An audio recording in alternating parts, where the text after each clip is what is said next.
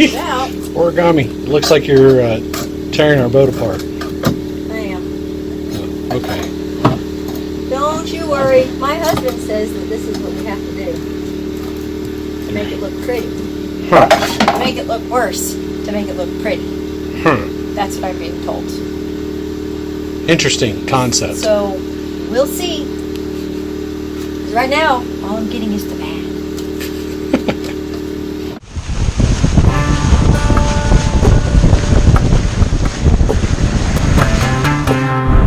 I'm leaning towards let's do this.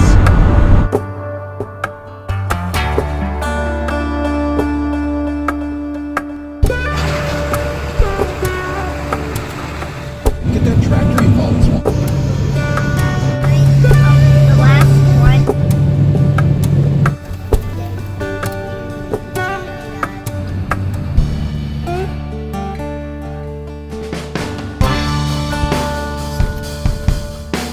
This is What just, the no?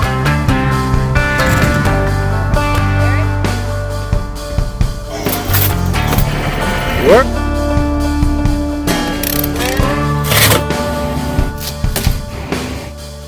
It's gross.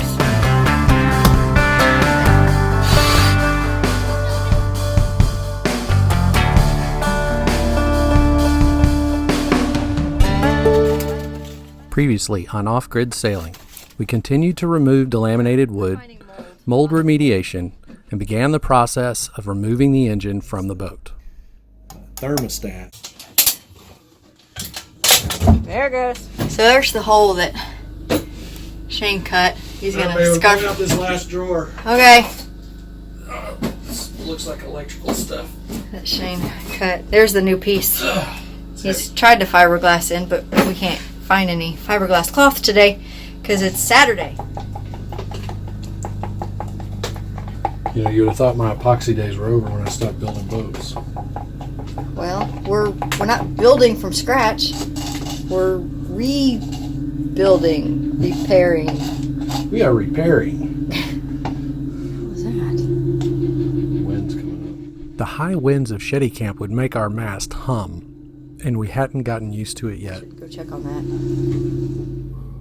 Here I found myself in familiar territory, working with wood and epoxy. In this case, I'm doing a repair. This port had had a serious leak. It allowed the water to run down, delaminate the wood behind it, and rot the wood below it. For my many years of building wooden boats, I have mixed literally thousands of cups of epoxy. In this particular case, I have thickened the epoxy and I'm putting it in a Ziploc bag. Some people use pastry bags, but I found Ziploc bags are much cheaper, with the added benefit that I can control the size of the opening. I use this technique to fill gaps or to make fillets.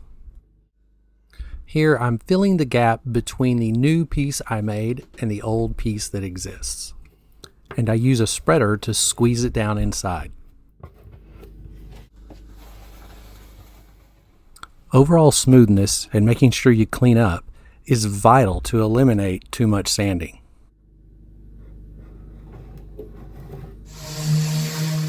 But there's always sanding. Okay, so I have a question. Yeah. Don't we tell the kids not to get up on the counter? We do. Kids don't do this. Oh, okay. But when you're a short woman Uh-huh. and your husband's doing other work and you can't reach where you need to reach, girl's got to do what a girl's got to do. Up on the counter, I see. Up on the counter. Alrighty. But I cleaned it off. Well, good. Yeah. Good. So, sorry. Kids don't do this at home. Unless your mama tells you to. We were biding our time waiting for the lift truck to be available in the yard. They told us 2 weeks, but an hour later, Well, we're getting ready for hopefully the engine to be lifted out.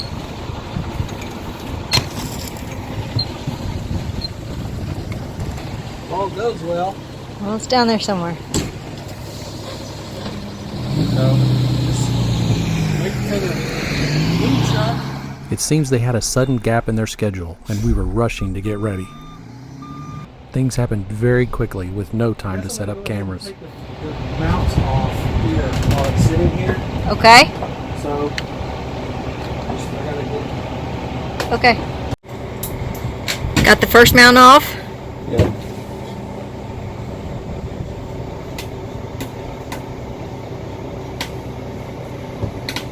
Unfortunately, I can't film and direct at the same time. What? I said I can't film and direct at the same time.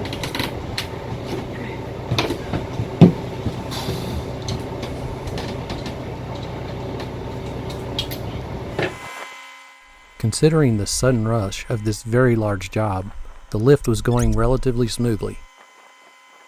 Well, until it wasn't.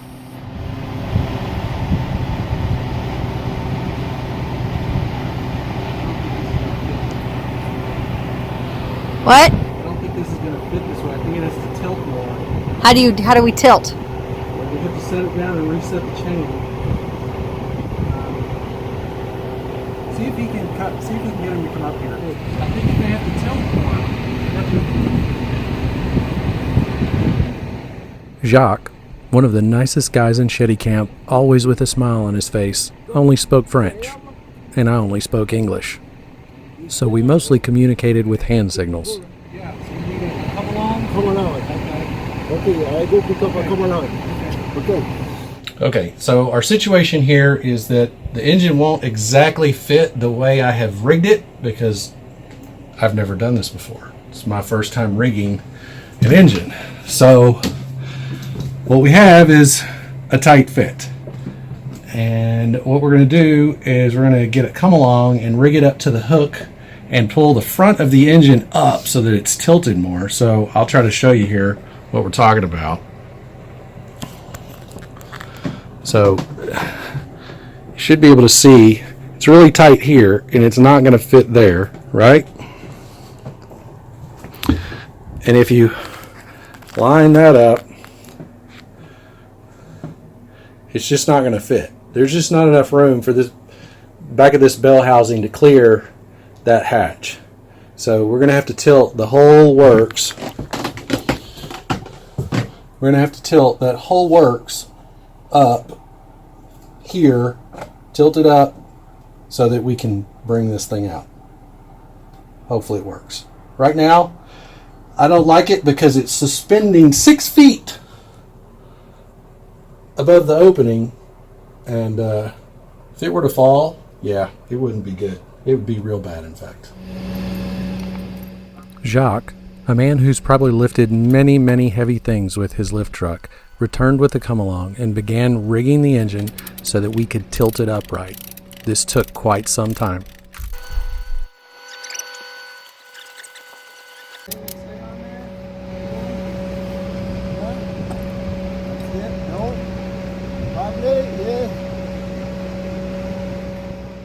We continued to attempt to communicate, his French, my English, a bunch of hand signals, trying to figure out how we would fit this engine through this small opening.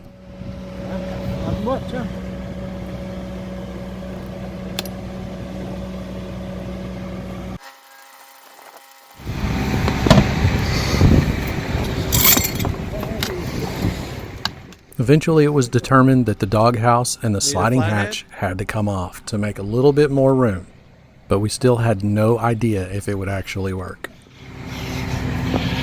So it looks like we've had to take the doghouse off.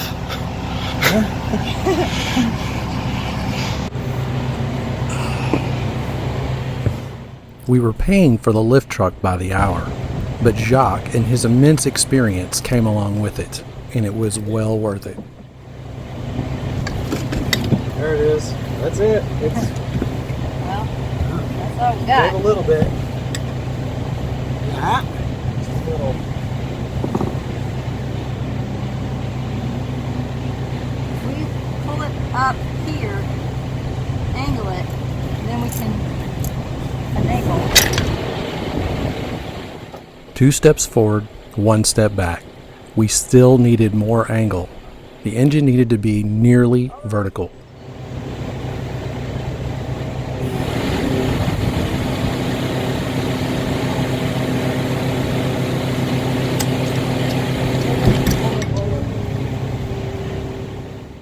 After all the adjustments and moving things around, taking parts off the engine, we still couldn't get it to fit.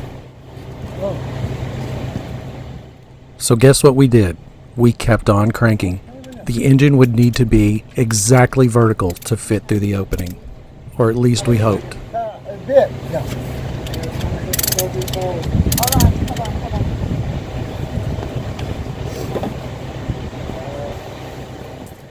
I lived in constant fear that the come-along chain would slip off of the front pulley. It was very precarious, and I was almost always very close to being directly underneath the engine as we did this job.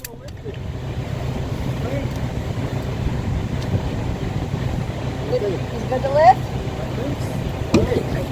I try a bit. Yeah. Yeah, real slow. Yeah, okay.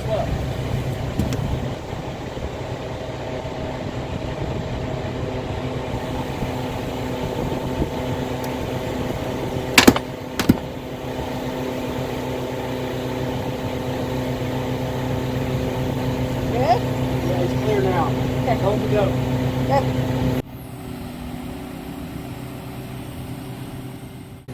But I didn't see a bolt sticking out of the exhaust manifold. Stop. Bring it down. Just a little. Wait. Down. Gotta come down. Okay. Didn't see it. Now you can go up.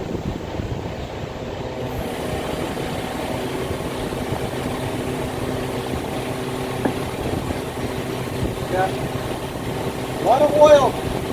A lot of oil.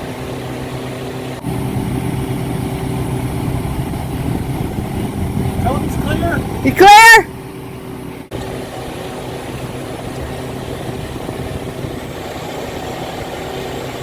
Don't swing that thing, man. Holy shit, there's a lot of oil. There it goes. And the beast was finally out.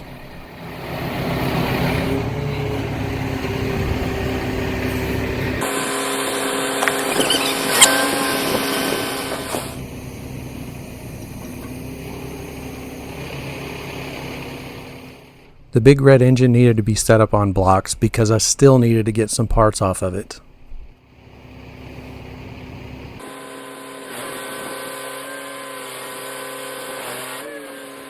We would have a big old mess, didn't we? Because we didn't drain the pan. Yeah, but I didn't realize we were going to have to go vertical with it. We had to go vertical, and there's oil in the journals and all that stuff, and all that came out. What are you doing? I don't know. Trying to relax. What are you trying to relax from what? Moving that engine. Like that was stressful? Yeah, just a little bit stressful. Not a whole lot stressful, just a little bit stressful. Just a little bit. Like, worse than waiting for your child to be born. I don't know. I mean, That was pretty stressful, and I'm not a guy who gets stressed out too easy, but that was like a birth. yeah, it was like a birth. It was like a birth. Let me tell you, that was not enjoyable. Why? Not at all. Well, because they had a 1,000-pound piece of iron dangling above the deck. And in my personal opinion, very precariously based on the way it was rigged in order to get it that way. And, I mean, had it slipped, even though the other chain wouldn't have fallen off, had it slipped, it would have damaged me and lots of things. Really seriously bad. And I'm not into that kind of thing. To me, sailing's not dangerous. Hoisting engines out like that, that's dangerous. Didn't like that at all. Not at all. It was unpleasant for me.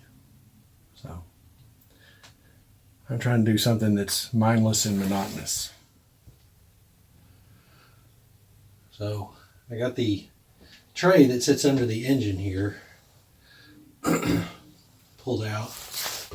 And then Underneath the tray is all the stuff that the tray didn't catch, which is a lot of what appears to be diesel fuel, oil, and water caught in the engine bilge, which now all has to be cleaned out. And Melissa can probably tell you better what it smells like and what it is like than I can. I happen to have been around this before, but she has not.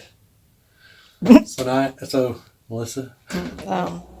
Well, the best I can describe is, and I don't know, I'm from Texas. So I've driven through, Galveston and Port Aransas and, Lamarck and League City and all those places and up into New Braunfels in that direction. And they've got, Damn it. there went our receipt. Oil wells pumping, natural gas wells pumping, and it smells like a combination of a natural gas well and oil. But other than that, I don't know. It smells disgusting. It's gross. It's not a good smell. It's rank. It's gross.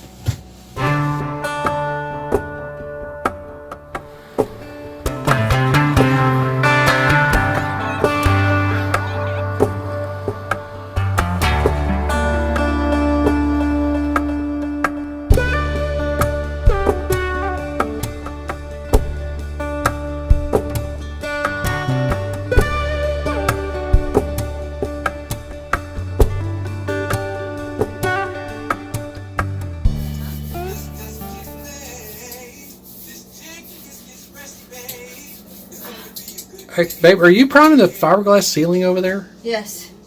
Why? Why not? You're not supposed to do that. What? You're not supposed to do that. You just told me to do that. I didn't know that's what you were talking about. What? Shut No. up. No, you're going to have to get that off of there. No. You're going to have to get it off. You're the one who put it on there. You're the one who told me to put it on. Not there. I didn't know that's what you were talking about. You're priming right over the bolts. What are you doing? You told me to do that. I hate you.